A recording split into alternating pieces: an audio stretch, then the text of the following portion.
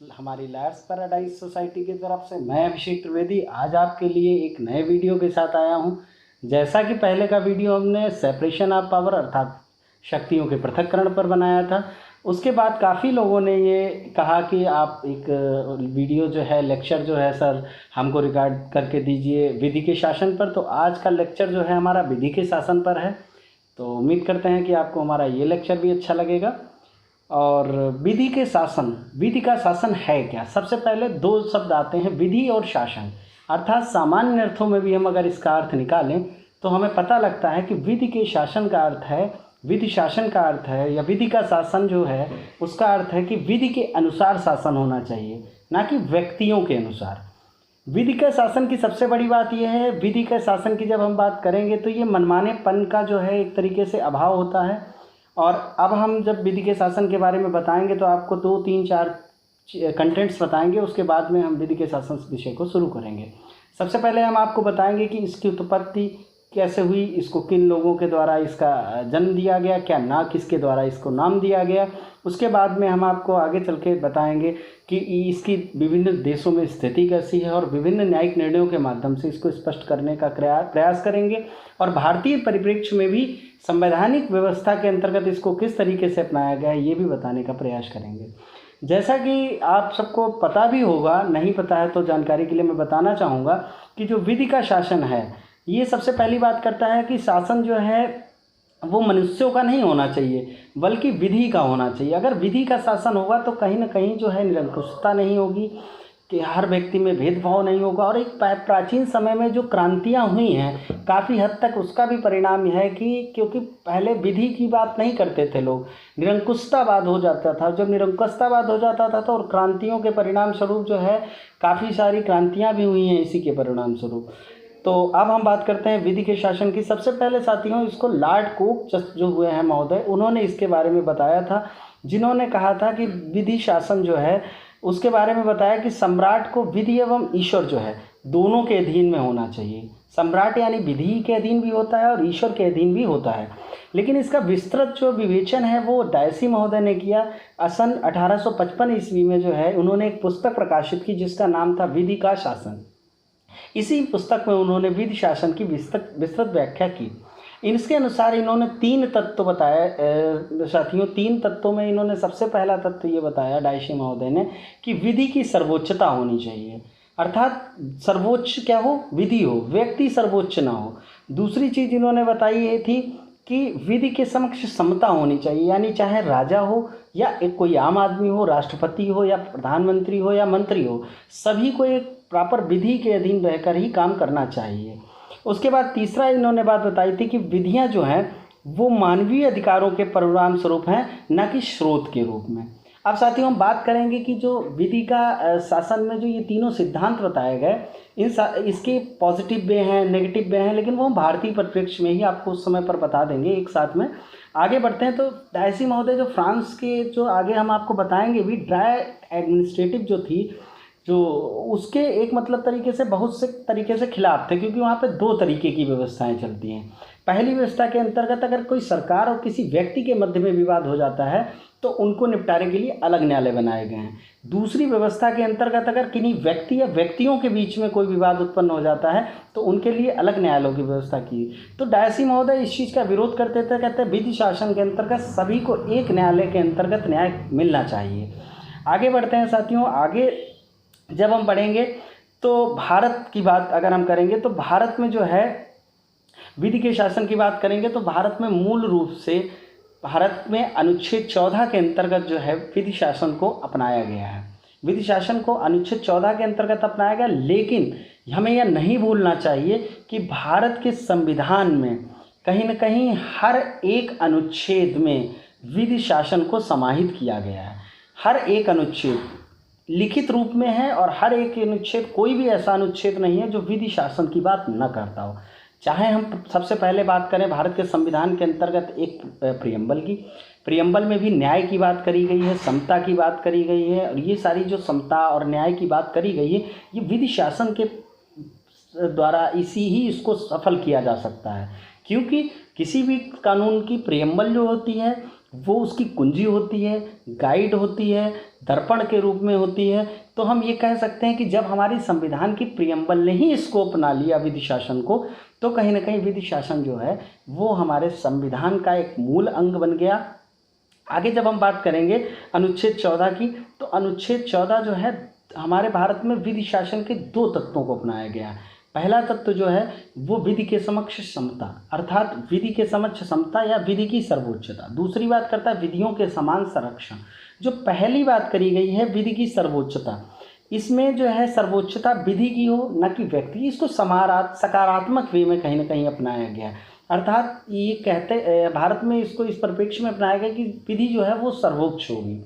दूसरी बात है विधि के समक्ष समता की, तो इसको नकारात्मक वाक्यांश में अपनाया गया है, क्योंकि जो धनी है गरीब है विधि के समक्ष सारे लोग समान रहेंगे, किसी को विशेषाधिकार नहीं प्राप्त होगा। यानी इसको इनडायरेक्ट वे में कहा गया है, नेगेटिव वे में कहा गया कि कोई भी व्यक्ति विशेषाधिकार लेके नहीं उत्पन्न हुआ है, अर्थात हर व्यक्ति विधि के लिए समान होगा। तो ये नेगेटिव वे की अवधारणा जो है यहाँ पर मानी जाती है।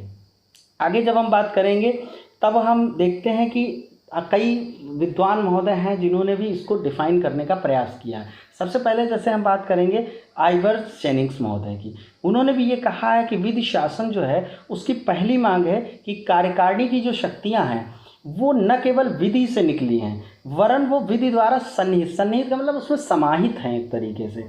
आगे जो आप बढ़ेंगे तो वेड महोदय जो थे, वेड महोदय ने भी ये कहा है कि विधि शासन की मुख्य अवधारणा जो है वो प्रशासन में मनमानेपन का अभाव होना है।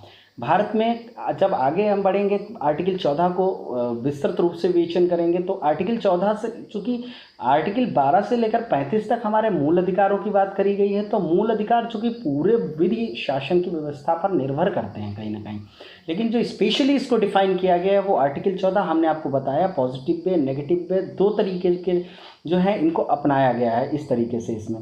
अब आगे हम बात जब करते हैं तो इसमें विभिन्न केस लॉस के माध्यम से इसको हम समझने की कोशिश करेंगे, क्योंकि हमको आपको थोड़ा शॉर्टकट भी समझाना है। तो सबसे पहला इसमें एक केस आया था एक क्रेपक का, एक क्रेपक वर्सेस जो है भरत सिंह का। तो इस केस में सबसे पहले क्या हुआ था कि उस केस में बहुत विस्तृत विवेचन कर दिया गया था रूल ऑफ लॉ का। इस केस में ये कह दिया गया था कि भारत के संविधान में, पूरे संविधान में विधि शासन जो है वो सन्निहित है। ये बात जब कर दी गई, लेकिन कहीं ना कहीं इसका जो लीडिंग लैंडमार्क जजमेंट जो आता है सबसे माना जाता है वो आता है Keshavananda Bharati versus Union of India का, जिसमें 13 जजों की बेंच थी और 13 जजों की बेंच में 7-6 की उससे निर्णय आया था। और इसमें ये कहा गया था कि विधि शासन जो है वो संविधान का मूलभूत ढांचा है और इसे संविधान संशोधन करके परिवर्तन नहीं किया जा सकता। अर्थात जब इसमें संशोधन नहीं किया जा सकता और ये मूल ढांचा बन गया तो कहीं ना कहीं हमको ये पता लग गया, बेसिक स्ट्रक्चर बन गया, तो ये संविधान का जो है जब मूल ढांचे बनने मात्र से ही इसमें संशोधन नहीं होने से भारत में मूल संकल्पना जो हो गई वो विधि शासन को हो गई। अब आपको याद होना चाहिए, बहुत से आलोचक ये विवाद भी उत्पन्न करते हैं कि भारत में विधि का शासन नहीं है, क्योंकि बहुत से संसद हैं, इनको बहुत सारी संसद सदस्यों को छूट प्रदान की गई है, राष्ट्रपति महोदय को छूट प्रदान की गई है कि इनको गिरफ्तार नहीं किया जाएगा, गिरफ्तारी से संरक्षण मिला हुआ है, संसद सदस्यों को विशेषाधिकार, ये सारी चीज़ें। तो वो कहते हैं ये विधि का शासन कहाँ है, इनके लिए अलग कानून है और आम व्यक्ति के लिए अलग कानून है। तो यहाँ पर ये अपवादिक परिस्थितियाँ हैं साथियों, सबके साथ में ऐसा नियम लागू नहीं होता है। दूसरी चीज़, इनको हमने विशेषाधिकार एक सम्मान की दृष्टि से कुछ विशेष पदों को एक महत्व का भी पद बनाया है, इसलिए इन बातों के रहने से सिर्फ विधि शासन भारत में सम्मिलित नहीं, ये कहना गलत होगा। ये चीज़ मैंने आपको यहाँ पर क्लियर करना उचित समझा। इसके बाद में अगला केसेस जो इसमें आता है वो इंदिरा नेहरू गांधी वर्सेस नाज नारायण का। सेम यही बात जो केशवानंद भारती में कही गई थी, इसी बात को इस केस में भी रिपीट कर दिया गया। उसके बाद में अगला केस आया ई.पी. रोयप्पा वर्सेस भारत संघ का। ई.पी. रोयप्पा वर्सेस भारत संघ के केस में जस्टिस पी.एन. भागवती महोदय जो थे, उन्होंने भी एक बात कही कि जहाँ भी जो है किसी भी अधिकार का कार्य मनमाना होगा, अर्थात कोई भी व्यक्ति अगर मनमाना कार्य करता है तो वहाँ समता का उल्लंघन होगा। और सबसे बड़ी बात इन्होंने कहा कि समता और मनमानापन जो है वो एक दूसरे के शत्रु हैं, यानी जहाँ पर समता है वहाँ पे मनमानेपन का अभाव रहेगा, मनमानेपन का कोई स्थान नहीं, और जहाँ मनमानापन है वहाँ पर समता का कोई स्थान नहीं, अर्थात ये दोनों एक दूसरे के शत्रु हैं, बहुत बड़े शत्रु हैं। उसके बाद बहुत सारे केसेस आए, जो मैं शॉर्ट में आपको क्लियर करना चाहूँगा। भीम सिंह का एक केस आया वर्सेस बिहार राज्य का। इसमें क्या किया गया था, भीम सिंह वर्सेस जम्मू कश्मीर राज्य का। इसमें क्या किया गया था जी, अपने सदन में जा रहे थे वोटिंग करने के लिए और उनको गिरफ्तार कर लिया गया था। वोटिंग राइट करने से इनको रोक दिया गया था। इसमें भी कहा था कि ये विधि शासन में इस तरीके की जो हरकतें करी गई हैं तो ये भी कहीं ना कहीं सही नहीं है, और इस केस में इनको जो है प्रतिकर दिलाया गया था। उसके बाद में चाहे रुदल सिंह बना बिहार राज्य का हो, शीला वारसी का केस हो, DK बसु का केस हो, सुनील वात्रा का केस हो, तमाम ऐसे केसेस हैं जिनमें एक भीड़ सी आ गई जिसमें विधि शासन के बारे में विस्तृत विवेचन किया गया है। तो साथियों, मूल उद्देश्य विधि शासन के बारे में यही बताना था कि भारत में जो है विधि शासन है, न कि व्यक्तियों का शासन है। लास्ट में मैं आपको बताना चाहता हूँ कि ऐसा नहीं है कि भारत में विधि शासन है तो फिर सब समता की बात करी गई है, तो कहीं ना कहीं कुछ अपवाद भी हैं। जैसे आर्टिकल 15 पढ़ेंगे, 16 पढ़ेंगे, 17 पढ़ेंगे, 18 पढ़ेंगे, तो इसमें कहीं ना कहीं 18, तो इसमें आपको एक चीज़ मिलेगी कि जैसे विशेष वर्गों को कुछ विशेष अधिकार प्रदान किए गए, तो वो विशेष वर्गों के लिए, जैसे चिरंजीत लाल वर्सेस यूनियन ऑफ इंडिया में भी कहा गया था कि एक व्यक्ति को भी जो है विधिक व्यक्ति में माना जा सकता है और व्यक्ति को भी वर्ग माना जा सकता है।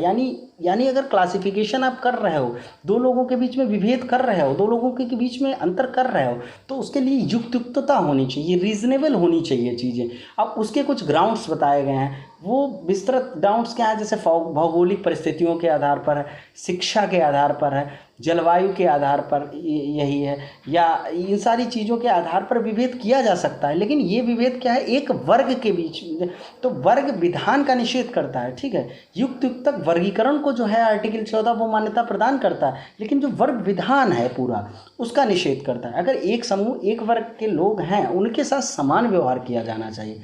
तो धन्यवाद साथियों, आज का वीडियो हमारा आपको कैसा लगा ये हमको ज़रूर बताइए। और आपकी कोई भी समस्या है हमारी सोसाइटी से अगर आप जुड़ना चाहते हैं तो हमारी सोसाइटी का जो है कई नंबर हैं, कॉन्टैक्ट नंबर हैं 9455966307, 9455966307। उसके बाद में दूसरा नंबर है 94 542 4x4 2, 94 542 4x4 2, 94 522 11 322। इन नंबरों पर आप कॉल करके या मैसेज करके अगर आप हमारी सोसाइटी में ऐड होना चाहते हैं तो ऐड होइए। ज़्यादा से ज़्यादा हमारे चैनल को सब्सक्राइब करिए, लाइक करिए, ताकि हम और सारी मज़ेदार वीडियोज़ आपके लिए ला सकें और आप लोगों की सेवा कर सकें। धन्यवाद मित्रों।